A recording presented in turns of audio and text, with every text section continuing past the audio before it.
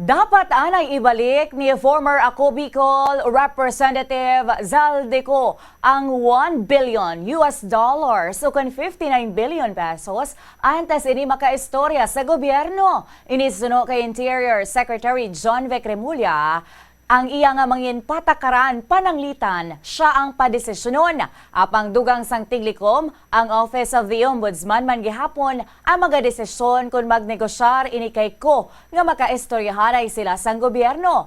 Kasunod din sang ginaalegar nga pagpabatsyag ni anay Congressman ko ukon pagpadala sang feelers ukon intensyon nga makaistorya sa otoridad sa Pilipinas kaangot sa ginakaulamiran sini nga flood control corruption scandal. Una na nga nagpahayag ang Malacañang nga suportado sini ang potensyal nga pag-istoryahanay sa sa tunga ni ko kag ombudsman kung makabulig ini nga makabukad sa natabo nga flood control corruption scandal.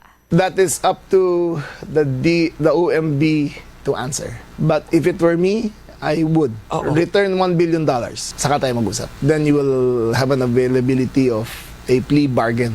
Kasi in the end, pera naman ang ginawa niya eh.